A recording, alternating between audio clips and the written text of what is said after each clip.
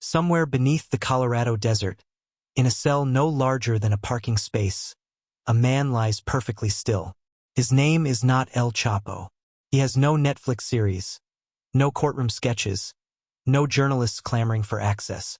He has been in complete isolation for 14 years. His meals arrive through a slot. His letters are censored. His prayers are recorded. He has never seen the horizon.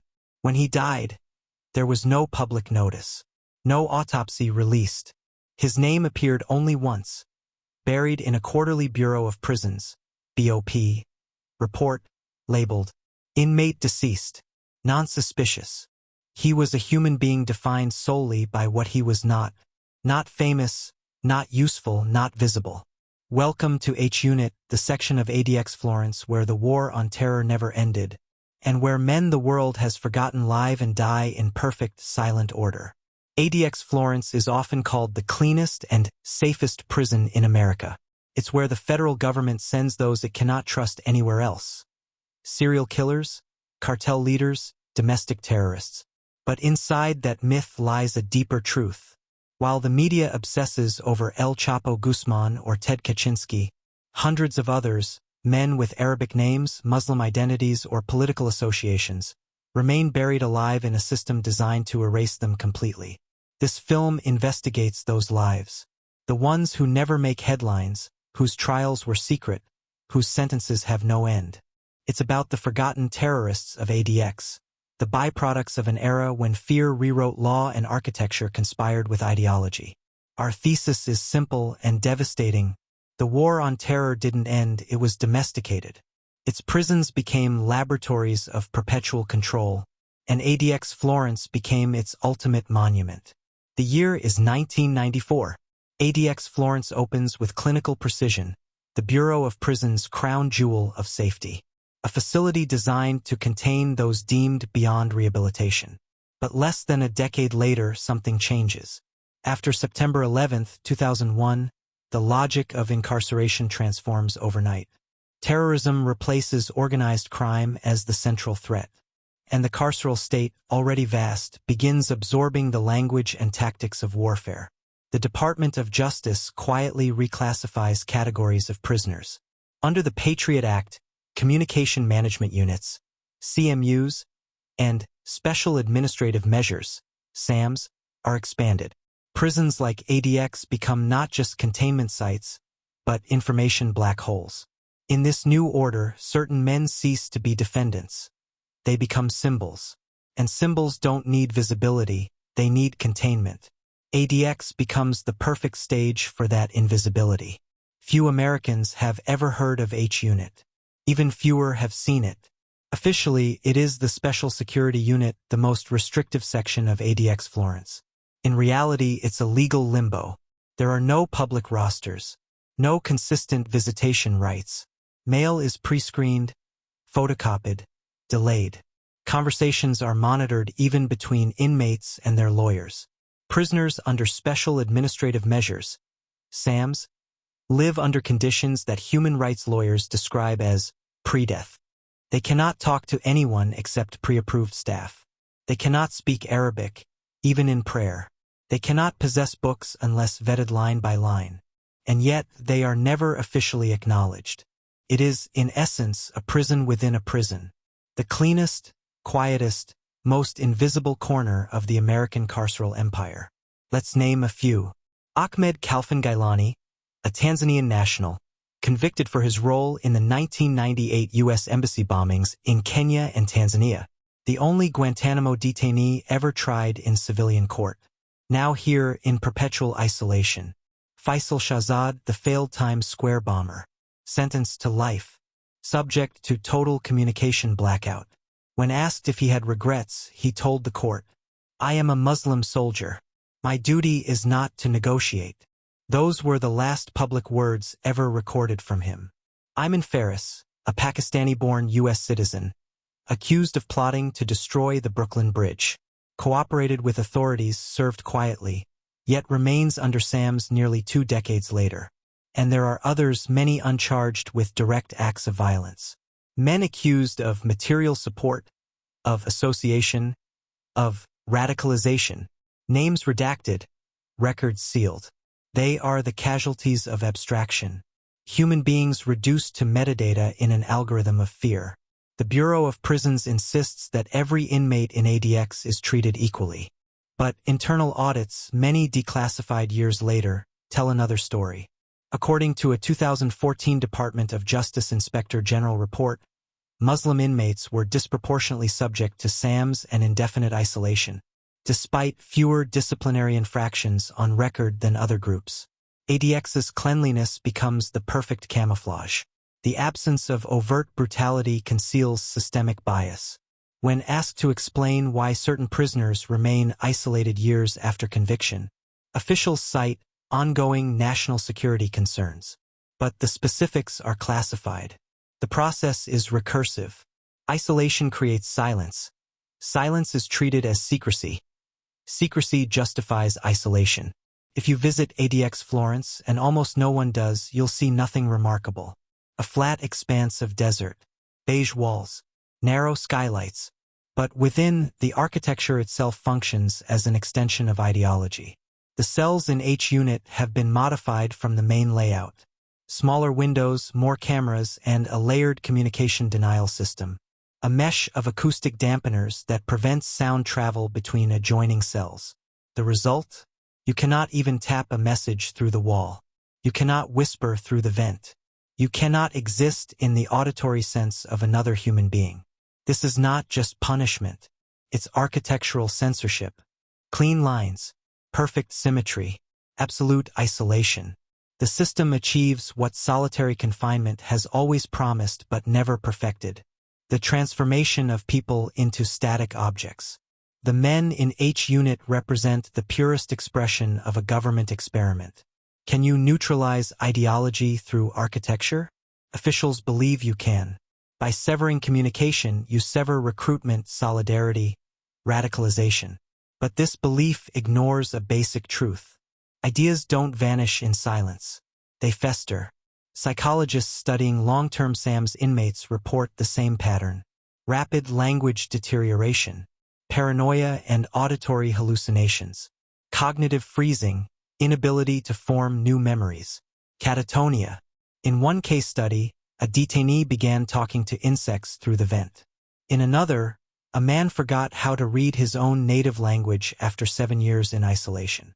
Yet, from the Bureau's perspective, these are proofs of success. Evidence that the prisoner has ceased to pose an external threat. The absence of communication equals the absence of danger. That's the illusion at the heart of ADX Florence. If no one can hear the scream, there must not be one. The American public never sees this. They see El Chapo, the narco kingpin with designer suits and helicopter escapes. They see Kaczynski, the mad genius, the mythic recluse. Those stories are cinematic, consumable. They give ADX an identity the public can tolerate. A gallery of monsters locked away in white light. But the majority of inmates are neither infamous nor theatrical. They are ordinary men caught in the aftershock of 9/11. Their names forgotten, their cases sealed, their humanity classified. Their cells are spotless. Their suffering invisible. Their existence legal but unacknowledged. ADX becomes, once again, what it was always designed to be, a monument to invisibility. In 2015, a federal judge reviewing a sealed mental health report on HUnit made a single remark in open court. These men are not serving sentences anymore. They're serving silence. That quote was redacted from the official transcript. But the words survived, noted by a clerk who later leaked them to a journalist. Silence as a sentence. It's the truest description of what ADX has become. No riots, no screams, no blood, just the slow mechanical hum of a system that perfected invisibility.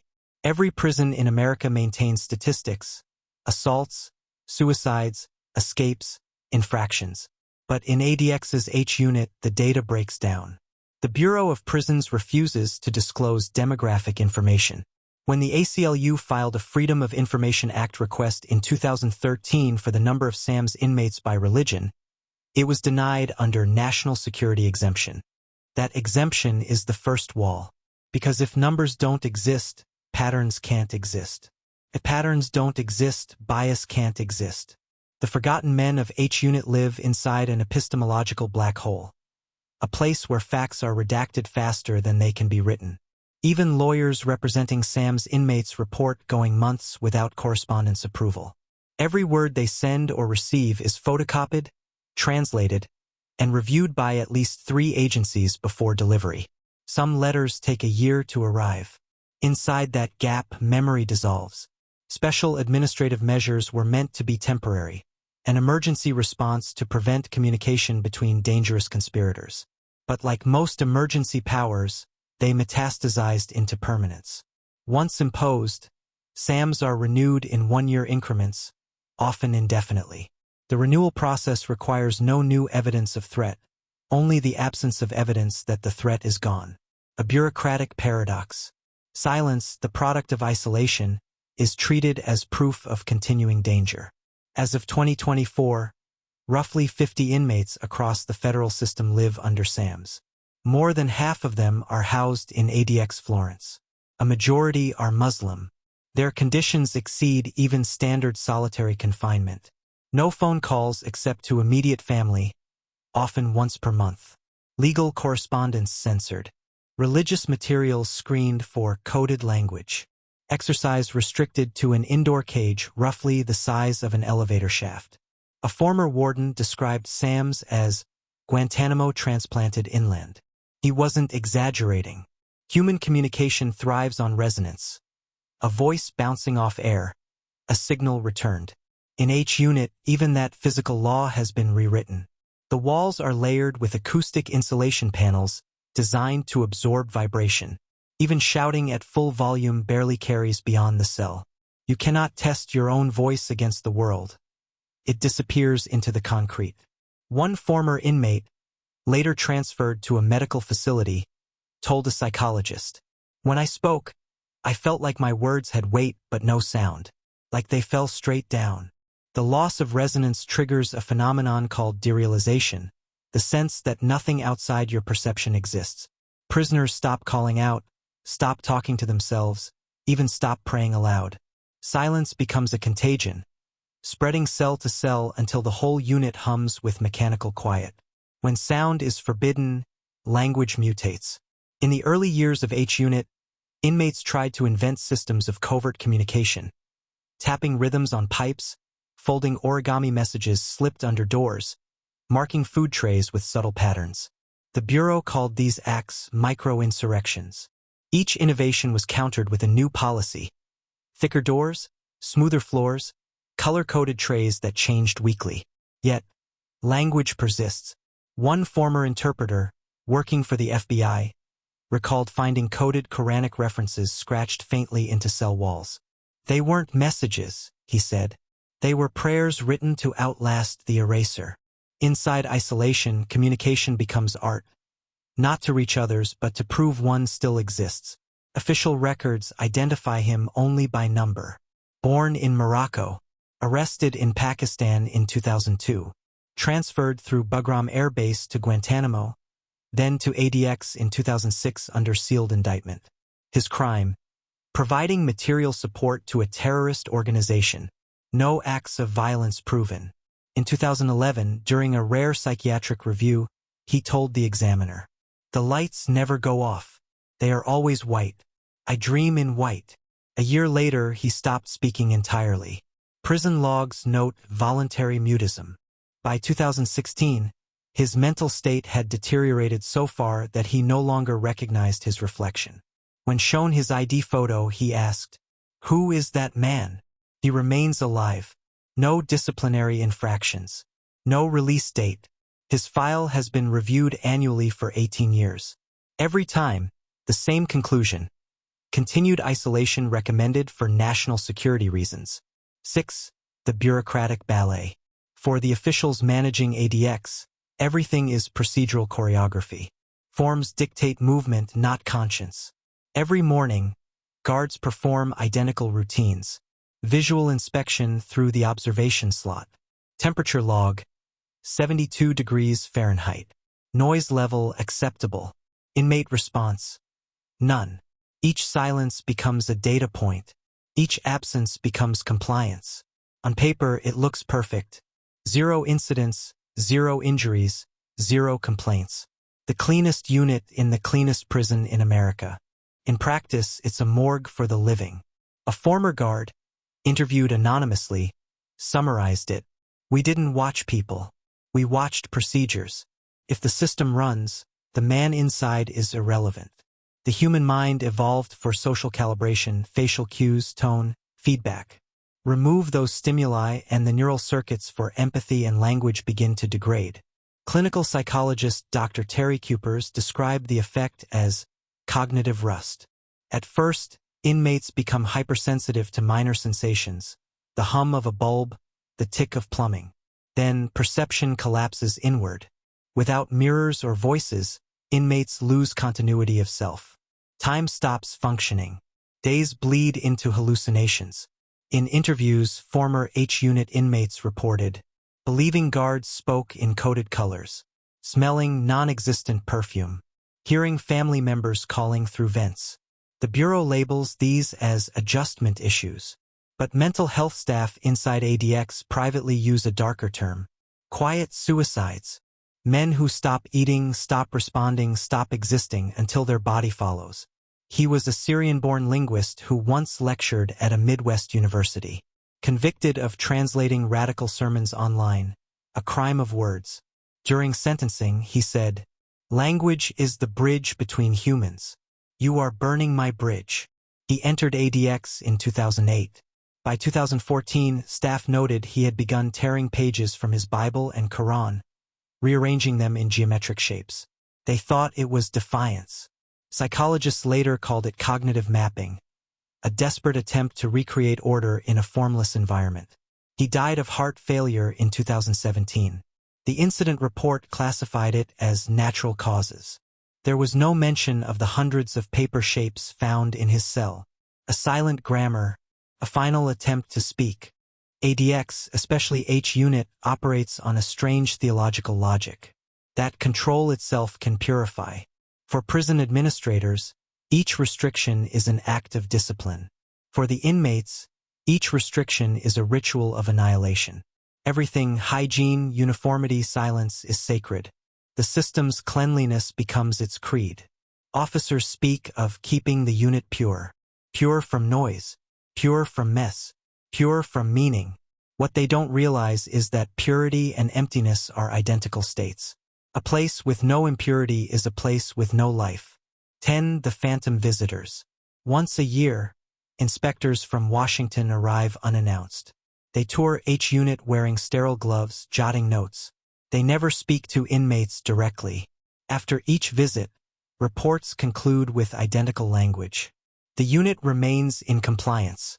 Clean, orderly, secure. No one writes about the smell of antiseptic that clings to air vents. No one records the faint humming that sounds almost human.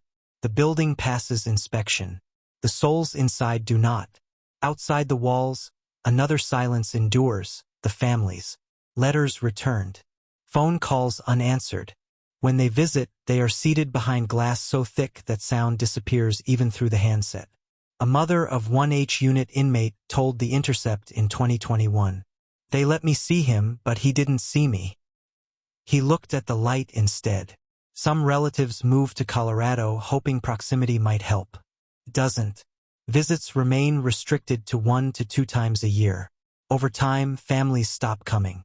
Grief turns to endurance, and endurance turns to forgetting. That's how the system sustains itself, by exhausting memory.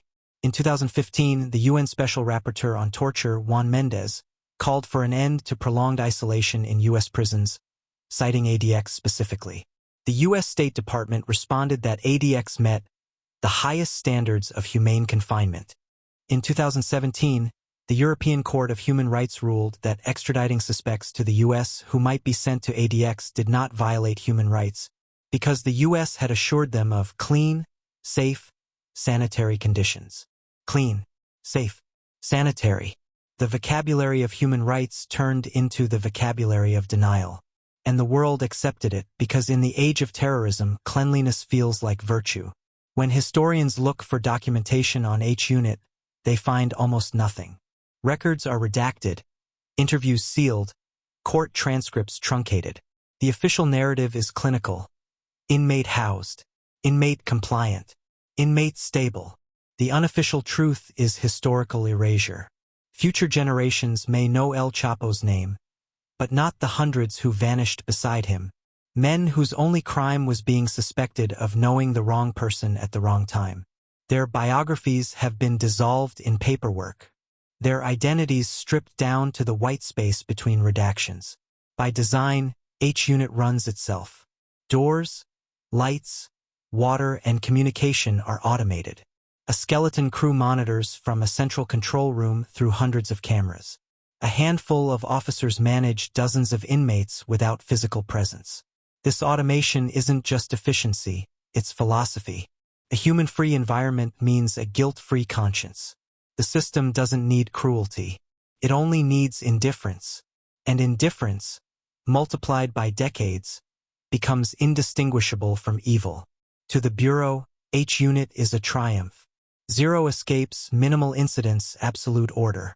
To the rest of the world, it's a failure of civilization. Proof that technological control can outpace moral evolution. But to those inside, it's something worse. A place where even suffering can't make a sound. History remembers El Chapo. It remembers Timothy McVeigh, Ted Kaczynski, Dzhokhar Tsarnaev. But the system that houses them remembers no one. ADX Florence has no memorials, no cemetery, no archives open to public record. Its design philosophy, precision, order, sanitation extends to its memory. It cleans itself not just physically, but historically. In that sense, it's not a prison. It's an algorithm, a machine that processes fear and outputs silence. When future historians open the sealed files, they will find order. Perfect schedules, perfect metrics, perfect cleanliness. What they won't find are the human voices that once lived between those lines. Voices that bureaucratic perfection has erased. The prison that was meant to preserve security has obliterated memory. And a society that cannot remember its victims cannot reform itself. The war on terror never really ended, it was domesticated. Its rhetoric, forever war, enhanced interrogation, national security exceptionalism, migrated from the battlefield to the bureaucratic form. ADX Florence is its temple. Every inspection, every policy renewal, every SAM's extension is a ritual reaffirmation of faith. Faith that fear justifies permanence, that danger sanctifies cruelty. We tell ourselves we've evolved beyond barbarism. We no longer whip or hang or burn. We isolate, we sterilize, we disappear. The cruelty is now invisible, therefore it feels moral. This is the theology of the clean prison, that order is redemption, and silence is salvation. It's a faith so deeply ingrained in Western governance that no one even calls it faith anymore. It's policy. After September 11th, America's wars were fought overseas. But over time, the theater shifted. The front line became domestic, not bombs and insurgents, but information and ideology. The enemy stopped being them. It became anyone who could be them. ADX Florence became the final stronghold of that paranoia, a fortress built to contain not just bodies, but ideas deemed too dangerous to circulate.